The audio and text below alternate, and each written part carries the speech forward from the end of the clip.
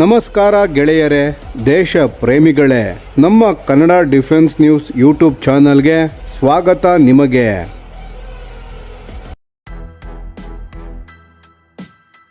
ಭಾರತೀಯ ವಾಯುಪಡೆಯ ಅತ್ಯಂತ ಶಕ್ತಿಶಾಲಿ ಯುದ್ಧ ವಿಮಾನವಾದ ಸು-30 MKI ಇನ್ನು ಹಲವು ದಶಕಗಳ ಕಾಲ ದೇಶದ ವಾಯು ರಕ್ಷಣೆಯ ಬೆನ್ನೆಲುಬಾಗಿ ಮುಂದುವರಿಯಲಿದೆ. ಈ ಹಿನ್ನೆಲೆಯಲ್ಲಿ ಹಿಂದೂಸ್ತಾನ್ ಏರೋನಾಟಿಕ್ಸ್ ಲಿಮಿಟೆಡ್ ಅಂದರೆ HAL ಒಂದು ಮಹತ್ವದ ನಿರ್ಧಾರವನ್ನು ಕೈಗೊಂಡಿದೆ.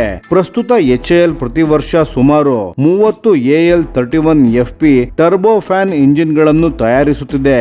ಆದರೆ ಈಗ ಈ ಉತ್ಪಾದನಾ ಸಾಮರ್ಥ್ಯವನ್ನು ಹಂತ ಹೆಚ್ಚಿಸಿ 2030 ವೇಳೆಗೆ ವರ್ಷಕ್ಕೆ 50 ಇಂಜಿನ್ಗಳನ್ನು ನಿರ್ಮಿಸುವ ಗುರಿಯನ್ನು ಹೊಂದಿದೆ. ಈ ನಿರ್ಧಾರವು ಕೇವಲ ಉತ್ಪಾದನೆ ಹೆಚ್ಚಿಸುವ ಯೋಜನೆಯಷ್ಟೇ ಅಲ್ಲ, ಭಾರತೀಯ ವಾಯುಪಡೆಯ ಸು-30 MKI ಪಡೆಯ ಯುದ್ಧ ಸನ್ನದ್ಧತೆಯನ್ನು ಮುಂದಿನ ಹಲವು ವರ್ಷಗಳವರೆಗೆ ಕಾಪಾಡಿಕೊಳ್ಳುವ ಅತ್ಯಂತ ಪ್ರಮುಖ ಹೆಜ್ಜೆಯಾಗಿದೆ. 2024 ಸೆಪ್ಟೆಂಬರ್ ತಿಂಗಳಲ್ಲಿ ಭಾರತದ ರಕ್ಷಣಾ ಸಚಿವಾಲಯವು ಸುಮಾರು 26,000 ಕೋಟಿ ಮೌಲ್ಯದ ಒಪ್ಪಂದವನ್ನು ಮಾಡಿಕೊಂಡಿತ್ತು. ಈ ಒಪ್ಪಂದದ ಅಡಿಯಲ್ಲಿ 240 AL-31FP ಇಂಜಿನ್ ಗಳನ್ನು ಖರೀದಿಸಲಾಗುತ್ತದೆ. ಇದೇ ದೊಡ್ಡ ಯೋಜನೆಯನ್ನು ಯಶಸ್ವಿಯಾಗಿ ಪೂರ್ಣಗೊಳಿಸಲು HAL ತನ್ನ ಉತ್ಪಾದನಾ ಸಾಮರ್ಥ್ಯವನ್ನು ಗಣನೀಯವಾಗಿ ಹೆಚ್ಚಿಸುತ್ತಿದೆ. ಇದೀಗ ಪ್ರಶ್ನೆ ಏನೆಂದರೆ, ಇಷ್ಟು ದೊಡ್ಡ ಪ್ರಮಾಣದಲ್ಲಿ ಹೊಸ ಇಂಜಿನ್ ಗಳ ಅಗತ್ಯ ಏಕೆ ಬಂದಿದೆ?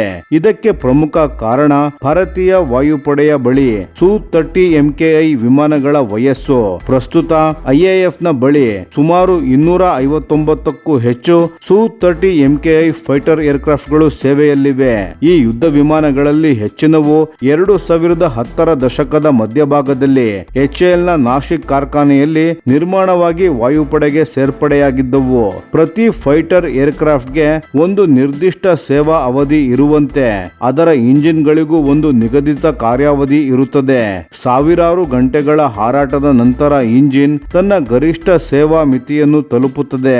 ನಂತರ ಅದನ್ನು ಓವರ್ ಹೌಲ್ ಮಾಡಬೇಕಾಗುತ್ತದೆ ಅಥವಾ ಹೊಸ ಇಂಜಿನ್ ಗಳನ್ನು ಅಳವಡಿಸಬೇಕಾಗುತ್ತದೆ.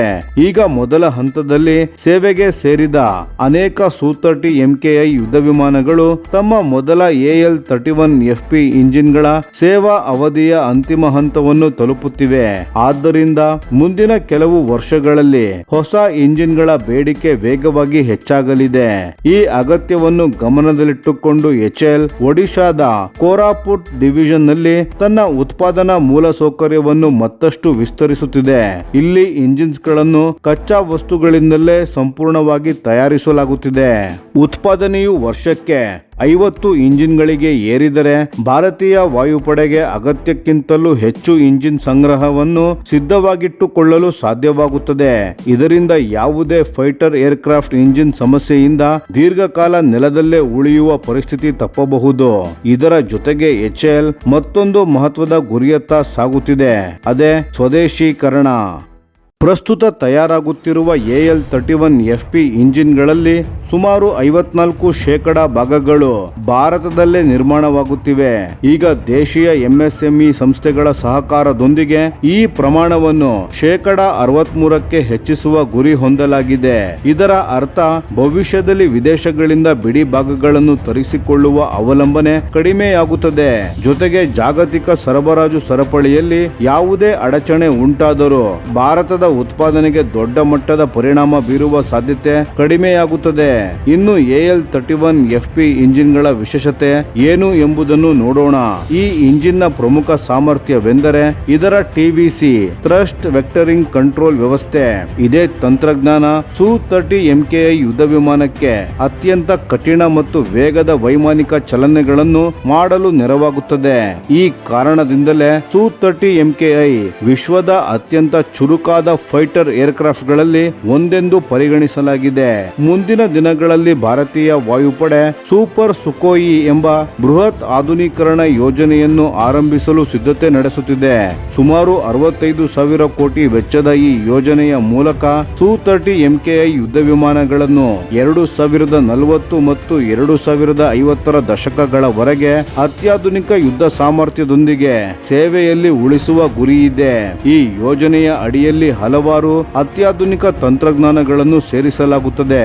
ಅವುಗಳಲ್ಲಿ ಭಾರತದ ಸ್ವದೇಶಿ ವಿರೂಪಾಕ್ಷ AESA ರಡಾರ್, ಅತ್ಯಾಧುನಿಕ ಎಲೆಕ್ಟ್ರಾನಿಕ್ ವಾರ್ಫೇರ್ ಸೂಟ್, ಹೊಸ ತಲೆಮಾರಿನ ಮಿಷನ್ ಕಂಪ್ಯೂಟರ್ ಹಾಗೂ ದೂರದ ಗುರಿಗಳನ್ನು ನಿಖರವಾಗಿ ಹೊಡೆಯಬಲ್ಲ ಅಸ್ತ್ರ beyond visual range air to air missile ಸೇರಿದಂತೆ ಹಲವು ಸುಧಾರಿತ ಶಸ್ತ್ರಾಸ್ತ್ರಗಳು ಸೇರಿವೆ. ಈ ಎಲ್ಲಾ ಸುಧಾರಣೆಗಳು ಪರಿಣಾಮವಾಗಿ Su-30 MKI ಯುದ್ಧ ವಿಮಾನವು ಇನ್ನಷ್ಟು ಮಾರಕ, ಬುದ್ಧಿವಂತ ಹಾಗೂ ಅತ್ಯಾಧುನಿಕ ಯುದ್ಧ ಸಾಮರ್ಥ್ಯವನ್ನು ಪಡೆಯಲಿದೆ.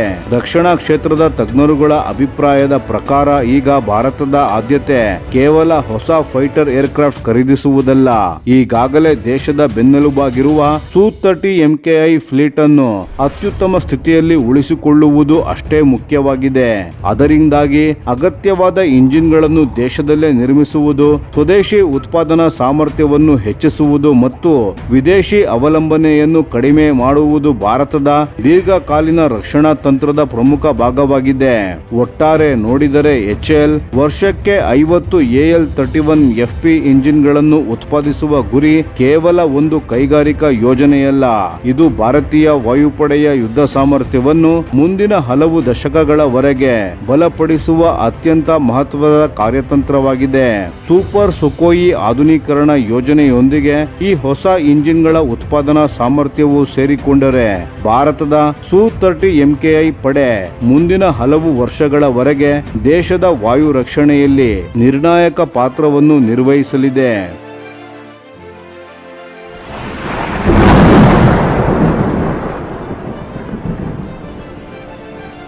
ಈ ವಿಡಿಯೋ ನಿಮಗೆ ಇಷ್ಟವಾಗಿದ್ದರೆ ಲೈಕ್ ಮಾಡಿ ಮತ್ತು ನಮ್ಮ ಚಾನೆಲ್ ಅನ್ನು ಸಬ್ಸ್ಕ್ರೈಬ್ ಮಾಡಿ ಹಾಗೂ ಬೆಲ್ ಐಕಾನ್ ಒತ್ತಿ. ಯಾವ ಅಪ್ಡೇಟ್ಗೂ ಮಿಸ್ ಆಗಬೇಡಿ. ಡಿಫೆನ್ಸ್ ಸುದ್ದಿಗಳನ್ನು ತ್ವರಿತವಾಗಿ ಪಡೆಯಿರಿ. ನಿಮ್ಮ ಬೆಂಬಲವೇ ನಮ್ಮ ಶಕ್ತಿ. ಭಾರತ ಬಲಿಷ್ಠವಾಗಲಿ ಎಂದು ಆಶಿಸುತ್ತಾ ಭಾರತ ಮಾತೆಗೆ ಜೈ. ಧನ್ಯವಾದಗಳು.